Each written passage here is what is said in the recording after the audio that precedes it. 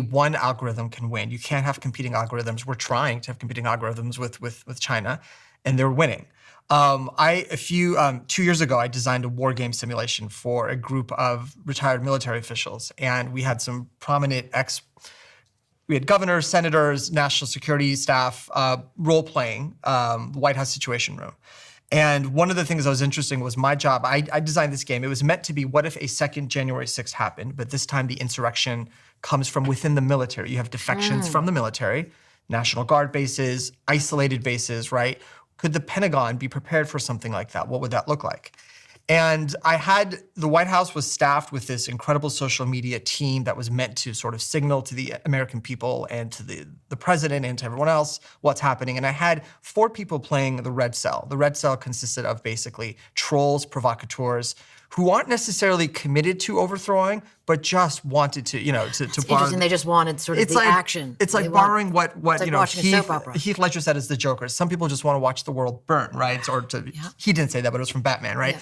And the havoc that 2 or 3 people in a bar were able to simulate or to create versus an entire White House apparatus staffed with experienced people. These are people who were on actual White House comms teams, who had the training. We had military folks who had worked in defense intelligence, and you had 2 or 3 trolls in their 20s, some were veterans, who were able to absolutely cause havoc. And so because the algorithm, and I designed the algorithm to amplify their stuff, and the White House could not keep up. That's fascinating. And that's terrifying. That is terrifying. That is where I think the warfare and the idea of World War III and conflict, that is how you get to zero sum. That is how you get to who emerges with the gold medal, I think. So to back to your point, the context, who controls that silo, who controls the mic, who controls the aperture is going to matter more. One of the things Donald Trump has shown us is how much of an economy of attention we really are in. And just like having the most money makes you wealthy in a fiscal economy, having the most attention makes you very wealthy in an attention economy. And here's a man who, even when he wasn't president, was in the headlines every day. So I think that the unpredictability of what he's going to do moving forward doesn't bring us closer to peace. It doesn't bring us closer to proper communications. You mentioned, are we one miscommunication away? If we are, then we are in a very dire place because there is a lot of miscommunication happening. Well, I've read the stories through history of miscommunications nearly resulting in nuclear war or some missile being launched. I mean, Anna, you've studied quite a few of those moments through history. I was listening to one the other day. I think it was a story of a Russian nuclear commander who saw something on the radar and he thought the US was striking. And for whatever reason, he decided to assume that it wasn't and reported back to his sort of overlords that it wasn't a nuclear strike and didn't press the button. But everything on his radar told him that the US had launched multiple missiles. Are you familiar with that particular story? Yeah. What is that He's story? called the man who saved the world. It was 1983, and he was in a bunker in Russia. Their sort of equivalent of, we have a similar, a radar, a system that's looking at tracking satellite activity. And it was perceived that America had launched missiles from the Midwest, ICBMs. And you're absolutely right. I mean, you told the story perfectly. He decided not to raise the threat up the chain of command, which would have put the entire Soviet nuclear command and control on, massive alert. He just didn't do it. And it was interesting because he, was sort of really berated later by Russian command and control. But he got the moniker, the man who saved the world. There's a documentary about him that's definitely worth watching. And your point is what Secretary General of the United Nations, Antonio Guterres, said recently, which is we are one misunderstanding, one miscalculation away from nuclear annihilation. Or even one AI-generated viral video that goes, that the wrong person gets the wrong idea from. Imagine the Cuban Missile Crisis, how close we came.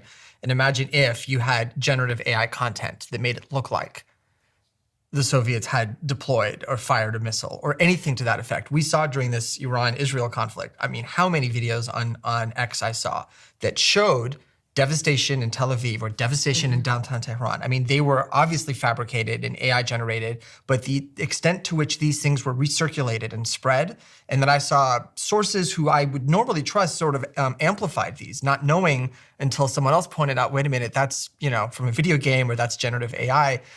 I imagine if our decision makers didn't have redundancies or fail-safes in place to be able to identify that this is what that is, and they acted on a misread or something that they thought was real. That's what concerns me. Are our intelligence forces more sophisticated than that? Presumably they're not on Twitter or something looking at videos. Well, they are. They are there as well. And that's a type of intelligence called open source intelligence. But the short answer is yes, our intelligence infrastructure is far more sophisticated than that. The intelligence infrastructure for for the majority of the 9 nuclear capable countries are very, very effective. France is very effective, the UK is very effective, the US is very effective. Even China's MSS is very, very effective. So sophisticated intelligence services are looking for corroborating evidence before they make an intelligence estimate. There is a challenge, though, and we're seeing it especially in the United States, where the chief executive just disagrees independently, unilaterally, with what his intelligence estimate is. What do you mean? Give me an example. You saw 2 examples in the last few weeks, right? First, you saw Tulsi Gabbard, who's the director of national intelligence, and a position that didn't exist until the failure of 9/11. That DNI position was born from the fact that we needed to have more coordination across intelligence services. And she came out and she gave an estimate that Iran was not imminently capable of creating a nuclear weapon, a weaponized nuclear device, right? And how would she know? Because she's the director of national intelligence. All intelligence, thank you, it's obvious to me, I understand, and it's not always obvious to everyone else, but all of the intelligence services feed up. They feed up intelligence that's been vetted, corroborated, validated, up through a reporting system that goes to the director of national intelligence, whose job it is to advise the president on the current status of the most quality intelligence that we have. The president, as the chief executive, is the one person who the intelligence services work for at the pleasure of the president, but his primary mouthpiece for current intelligence is supposed to be the DNI. So when Tulsi Gabbard says, we have no reason to believe that Iran is imminently ready to prepare to create a nuclear weapon, the president is supposed to say, thank you, DNI, and then that becomes the information that he has. Instead, he disagreed with her. And then he said, that's not really what's happening. Not just disagreed, he shut her out. Correct. Shut her have a out different of take on Senate it. briefings, intelligence briefings. She's been marginalized. And then she changed her opinion and came back. And I want to hear your disagreement. But then the second example I have is after the bombing raid of the 3 sites in Iran, the DIA, the Defense Intelligence Agency, which is charged with collecting military intelligence from foreign targets, came back and said that we may not have reached total obliteration, Mr. President. And again, he disagreed. And he's like, that's completely wrong, total obliteration. I have it's not a disagreement, but it's more like a different POV on all of this, which has to do with narrative, which I'm very interested in, of how, because the more people I interview at all these different levels, I begin to realize that we all are working from the same set of human conditions, bias Yes. and sort of like, and really my favorite one is the horse in the race. You have a horse in the race of how you think and the way in which you see the world. And I know as I get older, what I try to do personally is I try to notice where I am wrong. And instead of being defensive about it, be like, I was wrong about that. That's interesting, because then you can kind of evolve in your thinking and have a bigger POV. But I perceive Tulsi Gabbard making those decisions from the lens in which she sees the world. And her platform is very specific. You could almost have discerned that she was going to have that opinion, at least in my opinion. She was a known commodity before she became DNI. So this is the feeling, I think what you're saying is we knew she always saw the regimes in that part of the world from a certain framework. And her conclusion followed her Biases. her presuppositions, exactly. And her maybe priors, priors is a great word because we all have them. There's nothing wrong with this per se. It's just that because I would take a totally different look at any of this if I was the DNI and would be like, Mr. President, it's not as much about these things that everyone's arguing about, because let's face it, no one's going to know until time passes the damage that was really done there. period, full stop. You know that. And we all know that. And so what you have to say, and again, as a historian, I would say, what's the best example of why we should bomb this facility? And the best example would be North Korea. Because Clinton, so North Korea once upon a time did not have 50 nuclear warheads and the ICBMs to get them to the United States to take out the United States, which is what I write. There's my bias, my lens, my point of view. But I have studied this, and so it's interesting to me that Clinton was going to bomb North Korea when they were in precisely the same situation that Iran is now, not yet having a nuclear bomb. And North Korea promised that they wouldn't enrich the uranium. And this is in 1983. And Clinton was preparing a military strike. And it was complex because a lot of people in Seoul were going to die, in South Korea. And then Jimmy Carter stepped in and said, I will go negotiate the peace with the current dictator's father. And he did, and everything was honky-dory, except for North Korea had their hands behind their back and their fingers crossed, and they were lying. Because that is what dictators do who don't like America being the nuclear superpower and being able to threaten them. And if I was the DNI, I would say, Mr. President, this is the best example of probably what is going on. That's my bias, rather than saying, but I'm interested in how the tribal parts of America, which I find just as dangerous as nuclear weapons, not quite, but that's what I'm interested in. And then everybody jumps on the story which is also true. The story you tell is true. But what is your take on North Korea, the bomb, Tulsi Gabbard? If anything, North Korea is I never thought in my adult life I would say this. It's the shining example of why countries pursuing nuclear capabilities will continue to pursue nuclear capabilities. Because here is a broken, backwards, poor, fucking despicable regime that we don't touch. No one will touch them. Because they've got nuclear weapons. They have nuclear weapons. And now that we have literally bombed a sovereign nation as the United States, we have sent in, we ran a bombing raid of a country that was sovereign, its own borders, with no. Which is why Clinton wouldn't do it because, oh my God, that was unheard of. You don't do that. And now that we have done that to incur and prevent a country from getting a nuclear capability, that's our stated intent. Now, our stated intent may be celebrated in most parts of this map, but to the Iranian people and to the people who are trying to climb up the social ladder through technology, the message they got is our borders are not going to be respected unless we have something like a weapon, a nuclear weapon that will keep people away. So now they have even more incentive to develop a nuclear weapon than they've ever had. Correct. Or they might go a different direction. They might say, look at what a 30-year policy pursuit of funding a nuclear program brought upon us. It brought upon us death and ruin.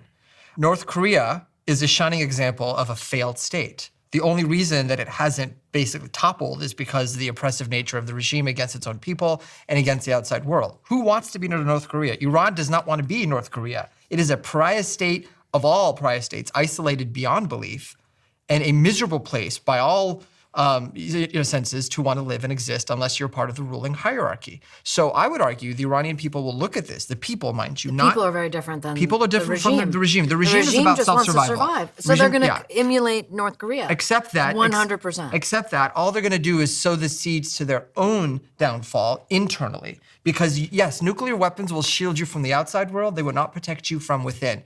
Iranians are not North Koreans.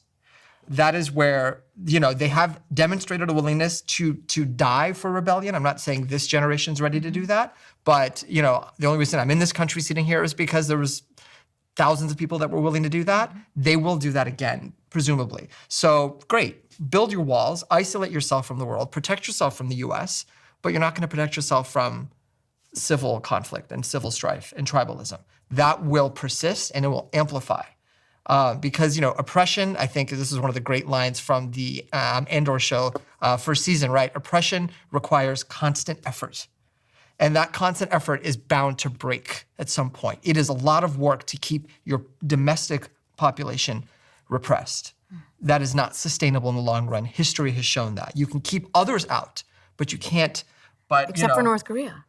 North Korea is the only Yes. exception, and the reason is because terrifying exception. they've got a huge patron willing to prop them up. But for China, and to a lesser extent Russia, where would North Korea be? Iran doesn't have a savior. It's not gonna Iran be Russia. hasn't had a savior. And it's not going to. It's not going to be Russia. I don't know Russia's that that's shown the they're not gonna case. do that. I don't know that that's the case. Who would it be? Because right now there's an incentive across the Eastern Bloc to support Iran. Right now, China and Russia and North Korea, who were already becoming diplomatically and economically tied to Iran before this, have all the more reason to do so now. Except none of them stepped forward in ways that mattered in the last 3 weeks to do something. That we know of. Yeah. Putin gave a very disconcerting speech in St. Petersburg on June 20th, where he talked about the Russian scientists helping out Iran. And that I found to be an echo of kind of a threat along the lines Correct. of what you're talking Don't make the mistake of thinking that there hasn't been support given just because we don't know about support given. There's quiet diplomatic channels, there's secret intelligence channels. I don't disagree. There's just foreign language channels. I don't disagree. I just don't think Iran is the hill that the Russians or Chinese will die on. No, for sure it's not. That's what I'm saying. At the end of the day, there is no NATO Article 5 equivalent where any of these countries in the Eastern Bloc will come to the defense of Iran's sovereignty. They simply won't. And now we go back to the conversation about proxy war, because Iran becomes a very convenient proxy Yes. for Russia and for China. But nothing is more important than Iran not having a nuclear weapon. Mohammed bin Salman himself said, if Iran gets the weapon, we, Saudi Arabia, will get a nuclear weapon. And that's I think that's a fantastic parallel to why the world doesn't want Iran to be nuclear capable, because a nuclear capable Iran would force the Sunni Khaliji states to develop nuclear weapons as well. And that's nuclear World War III right there. Or you don't even need to be nuclear capable, just be nuclear threshold. That's enough. That's what what if every country in the region became nuclear threshold? What does that mean? They're on the verge of weaponization, but they're not quite there. So in other words, uranium enrichment. So when you find uranium in the raw, it's very low enriched, like 2 to 3% of it is pure. You enrich it, you put it in centrifuges, you separate the parts you want from the parts you don't, you purify it. Up to 20% can be used for energy or for medical uses. That's what the Nuclear Non-Proliferation Treaty allows every country except those who didn't sign it and the 5 great powers, right? Everyone else, you can have energy enrichment, uranium enrichment, up to that 20% threshold. Iran went beyond that, went up to 60%. When you go beyond 20, you're entering into weapons territory. Weapons territory, you have to get to the 90% range, right? Clean weapons. Yeah. Clean weapons. But anything between 20 to 90 gets you a dirty bomb, a radioactive dirty bomb. And so Iran went there and said, well, we're not quite at the 90% weaponization yet, but why? But they exceeded 20.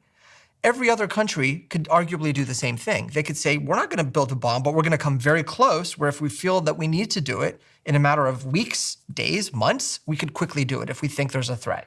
That's a threshold. Do you think Trump was right to bomb Iran? Do I think he was right to bomb Iran? I think diplomacy with Iran has been exhausted with this leadership. Can you explain that to me? Because I'm really keen to just understand where this conflict with Iran has originated from. So Iran, up through 1979, it had various monarchies. The Pahlavi monarchy that came into power in the 1920s was the last dominant one, and it had built, at least through the Cold War, a close relationship with the West, specifically the United States. Iran served as one of the 2 pillars of U.S. power in the Middle East, the Saudis being the other. This is before Israel became important to the United States national security system. And so Iran and the Saudis represented really a projection of U.S. power in the Middle East. With the revolution of '79, that went away. We supported the Shah and Absolutely. And you tell it better. Yeah, than I did, absolutely. Right. So the United States and the Shah, the king of Iran, were extremely close. I mean, this peaked under Richard Nixon and Kissinger's time. And as a result, the Shah became very, very wealthy, looked to rapidly modernize the country. But what he didn't do, Iran experienced tremendous economic growth, but not political growth to match it. So what happens when a country becomes wealthy and becomes more modernized, becomes more European, which is what the Shah was trying to do, the people wanted other things that Europe had. They wanted free elections, they wanted free press, they wanted freedom of assembly, right? They wanted democracy to go with their dishwashers. Mm-hmm. The thing is the Shah said, I will give you all of the trappings of modernity, high rises, air conditioning, indoor plumbing, dishwashers, electric appliances, But this democracy that you want, that's pushing it too far. So you had this rapid economic growth, this uneven political growth, and there the seeds of revolution were planted. The people were unhappy, and they said, wait a minute, why can't we have the other things to go with this growth? So the revolution happened. Was a bunch of different forces coming to play, not just the Islamists, but the Islamists were the ones that dominated at the end, and they cleared everyone out. They killed them, basically, marginalized them. And they have three pillars they stand on. Three, like if you want to call it their mission statement. Number one is independence from the West. This Iranian regime believes no more dependence on the West like the Shah did. Number two is the destruction of Israel or hostility to Israel. That is fundamental. Why? Because they see Israel as an outpost of American power and arguably not colonialism, but they see Israel as a projection of US power. They also see in their attempt to go to pillar number three, which is exporting the revolution to other Muslim Shia countries, they see Israel as getting in the way because it represents this non-Muslim entity in an otherwise Islamic part of the world. So it's inconsistent with their goal of expanding the Islamic revolution. You can't do that when Israel is literally in the way. So it has to go, or it has to be diminished. And they've said that. Oh yeah, this is Khomeini, the founder of the republic. These are his three principles. So you have these three principles. You take any one of them away, the whole edifice, the whole thing falls down. It's like a tripod. Break one of its legs, it doesn't have enough to stand on. So diplomacy with the U.S. means ending hostilities with the West, and it means acknowledging Israel in some way. This government cannot do that. Otherwise, it loses all credibility. It spent 40 plus years saying, these are the things we stand for. If they all of a sudden abandon those principles, they're going to have no credibility with their public. Then why should they still be in power? It's not because the public wants hostility with Iran and Israel. The public wants relations. But this government is saying, we oppress you, we terrorize you, all because we're keeping you safe and we're adhering to these three principles. And that's 40 years of brainwashing as well. Absolutely, of indoctrination. So diplomacy had reached its end. To answer your question, a long answer to a good question, was Trump right to bomb it? Trump had reached the limits of diplomacy. And with Iran being a nuclear threshold state, and with Israel after the 2023 Hamas attacks realizing it could no longer tolerate this degree of a threshold Iran, the time to act, the pressure was there. So I think and the opportunity, because of the way it had weakened the defense systems, the proxies. their true proxies, Hezbollah and Hamas. Right. So I think there was a window of opportunity, and Iran simply was not going to abandon its nuclear program on its own. Diplomacy was not going to get us there. They don't want to. It gives them too much leverage. And it's never going to abandon its nuclear program. Yeah. I've learned to not say never anymore in But with politics. a regime change, I think that's a different story. But in the existing regime, the regime will keep itself in power. That's my point about that's the analogy to North Korea. We all kind of agree on is that, their perception is if we have a nuclear weapon, then the West really can't mess with us. And you mentioned something else I like.